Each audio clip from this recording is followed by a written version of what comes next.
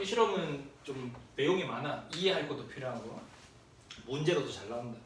알파 입자를 산란시키는 건데 산란이 뭐냐? 산란이 뭔가 부딪혀서 입자가 팍 흐트러지는 게 산란이야. 그래서 알파 입자를 뿅 쏴서 뭔가 어떻게 흩어지냐를 보는 건데 여기다가 얇은 금박, 금이지 금을 얇게 금박으로 만들어서 설치해 놓고는 알파 입자를 쏜 다음에 주변에 어떤 그 스크린을 통해서 어떻게 흩어지는지를 체크하는 거야. 자, 근데 알파 입자가 뭐냐면 나중에 이제 방사성 뭐 이런 거 배울 때 방사성 원소, 방사성 입자 이런 것도 하는데 방사능에 관련된 원래 그 방사선이 세 가지가 있어. 세 가지가 알파선, 베타선, 감마선.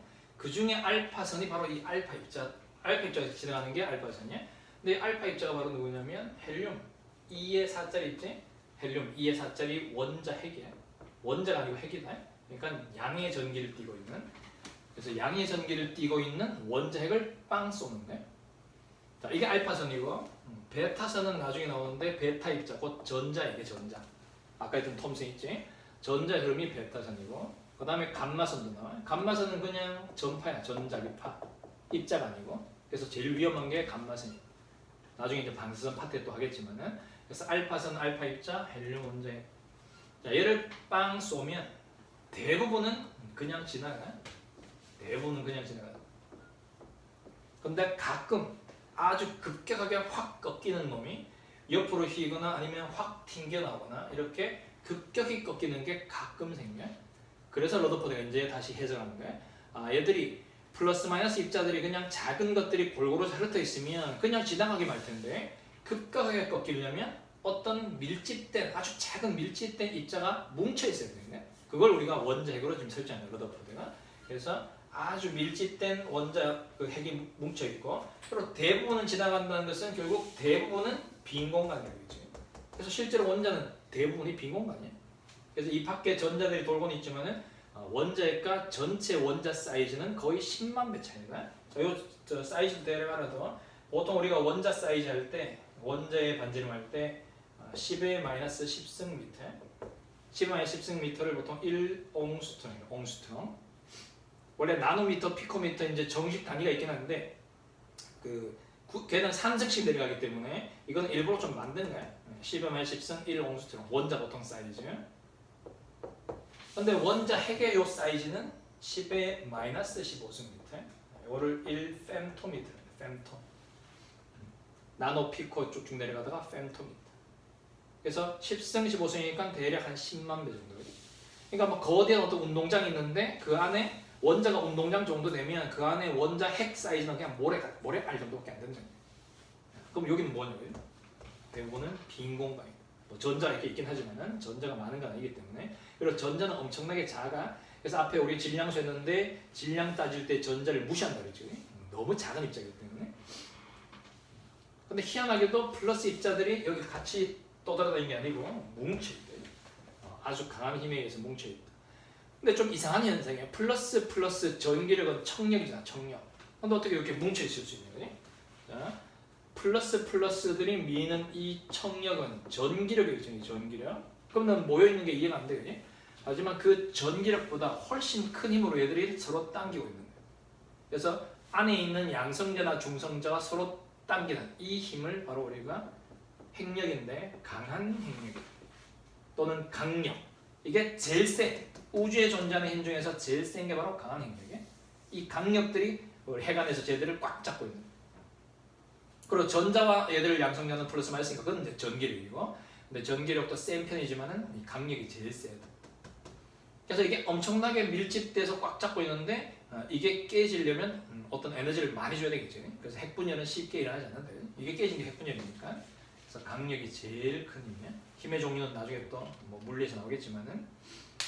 자, 알파 입자 산란 실험. 그래서 이제 모형이 좀 바뀌어요. 그지? 원자 핵과 그 밖의 전자 이렇게 모형이 바뀐다. 저런 푸딩 모형에서. 그리고 나중에 얘들은 그냥 밖에 이렇게 있는 건데 나중에 보호라는 애가 이제 전자들이 이렇게 돌아다니는 궤도를 설정해요. 궤도. 그래서 전자 궤도를 설정하면 그게 보호 모형이에요. 그래서 전자들이 안정한 궤도를 이렇게 잘 돌고 있는 거.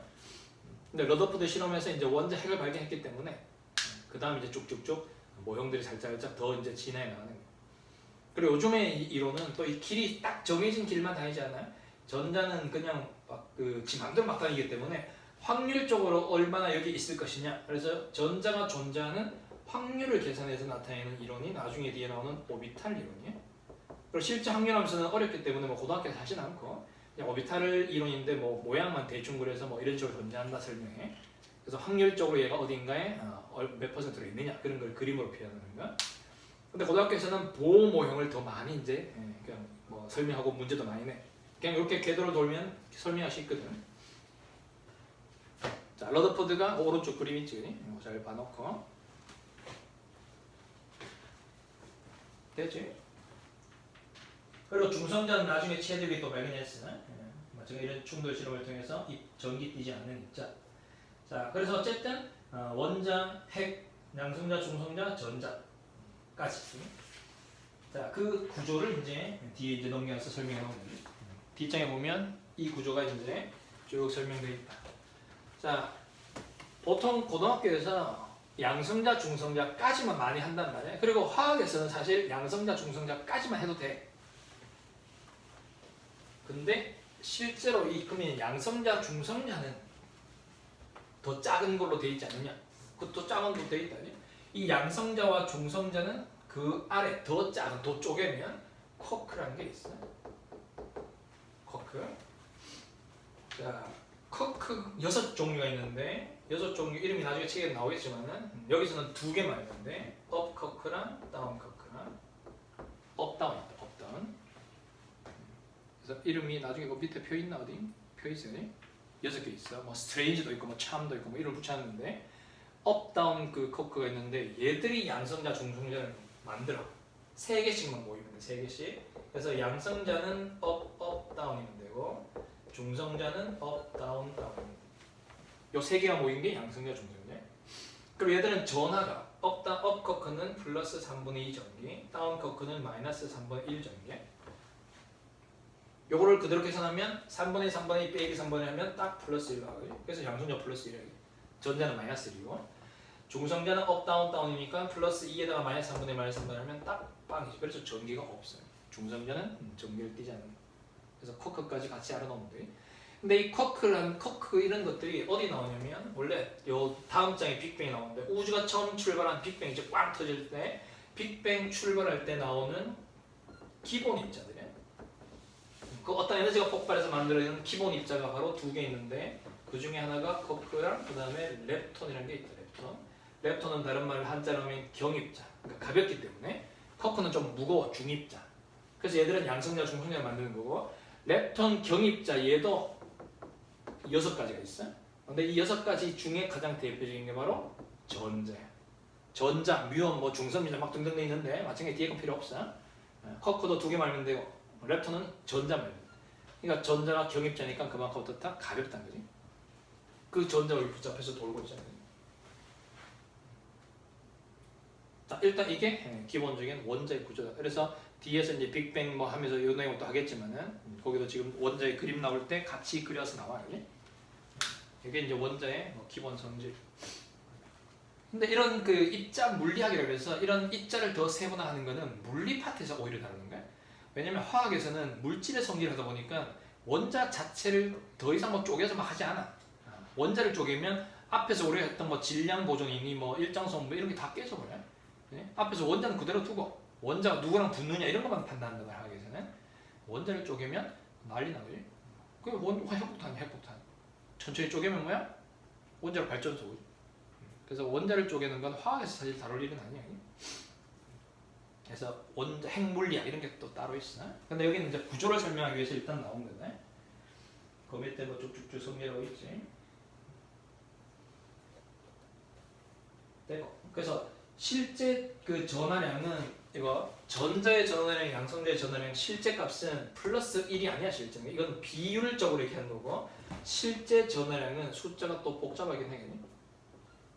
보통 우리가 전자 한 개 전하량을 2라고 나타내. 2. 이게 1.6에 10의 만 19승 쿨롱에 엄청나게 작지. 이게 가장 기본이라서 기본 전하량이래. 그래서 전자 한 개 전하량 요거야. 부호만 마이너스 붙이면 돼. 마이너스.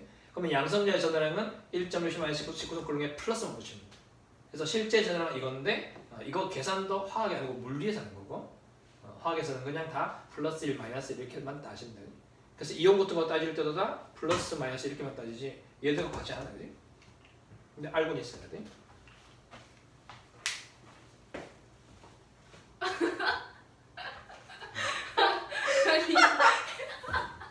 웃지 말고. 자, 오른쪽에도 넘어와서 오른쪽 내용도 앞에서 다 나왔던 거야. 이렇게 원자 구조를 가면 그 원자들의 그 질량수, 양성자 이런 게 다시 다 설명이 여기서 나오는 거지. 근데 이미 했던 건데, 그지? 한번 복습 삼아서. 자, 거기는 X로 해놨는데 앞에서 우리가 원자란 기준이 누구랬다? 탄소를 했어, 탄소. 그지? 그래서 탄소를 기준으로 숫자를 4개를 동선하고 다 쓸 수 있어. 자, 왼쪽 밑에 게 원자 번호. 나중에 주기율표에서 나오겠지만은 원자 번호가 곧 누구의 숫자다? 양성자 숫자다. 그리고 원자가 중성이면 전자도 같긴 해. 전자도. 하지만 얘는 중성일 때만. 항상 같지는 않고. 요 양성자 여기 중요한 거야. 양성자가 결국 몇 개냐가 이름을 결정해. 6개니까 C 탄소를 쓰는 거지. 한 개면 수소 이렇게. 원 양성자 숫자가 그놈이 누군지 이름을 결정한다.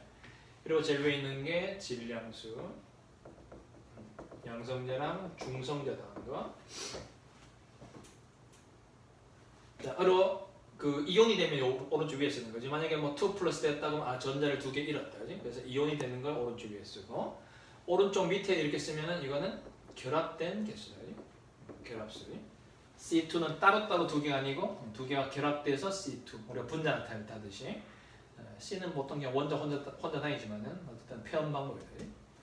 자, 그리고 질량수는 달라질 수 있지. 같은 탄소를 해도 6에 14짜리가 있어요. 누가 다르기 때문에 중성자가 다르기 때문에 이런 것들을 뭐라 그런다? 동위원소라고 그래요. 그래서 앞에서 이미 했던 건데 동위원소는 중성자가 달라서 질량만 다른 거고 그러니까 물리적인 성질인 질량만 다르고 화학 반응할 때 성질 그건 전자가 결정하기 때문에 화학 반응 성질은 다 똑같아. 동위원소가 물리적 성질만 다르다. 자, 근데 이 동위원소 때문에 원자량의 평균값을 쓴다. 지금 평균 원자량. 그냥 산소는 우리가 12로 쓰고 있긴 하지만은 12짜리, 14짜리가 있는데 얘들 비율이 만약에 뭐 얘는 90%짜리가 있고 얘가 10%짜리가 있다. 그러면 그냥 90% 비율 곱하기 자기 거 12. 그 다음에 10% 100분의 10 곱하기 자기 거 14. 이렇게 해서 그냥 평균값을 씁니다. 방법 말는데 우리는 그냥 11로 써. 사실 이게 12.00 얼마 뒤에 있겠지만은 편의상 11로 쓴다. 하지만 실제는 원래 평균값을 쓰고 있는 거예요. 그래서 평균 원자량을 동위원소 때문에. 자, 그게 오른쪽 내용이야. 다 했네, 우리. 뭐 빠진 거 없지? 그 질문할 거 있으면 해봐. 처음 보는 거 있을까? 그리고 실제로는 앞에 이제 발견된 실험들이 그냥 간단하게 지나갔지만은 그 발견 과정이 간단하지 않아요. 굉장히 이상한 계산도 해야 되고. 톰슨 같은 경우에는 복잡한 계산을 더 많이 했어. 사실 전자에 대한 성질을. 근데 그거는 또 뭐 물투 이런 데서 하기 때문에 여기서는 일단 소개 나누는 거야. 근데 나중에 이제 막 심화 공부 뭐 더 하다 보면 톰슨 실험이 다시 나와요. 그럼 아까 했던 건 음극성에서 그냥 빵 싸서 얘가 마이너스를 띄고 있네 직전하네 이런 거 하지 않아요. 전제 운동을 아주 면밀하게 잘 계산했어요. 그런 거는 나중에.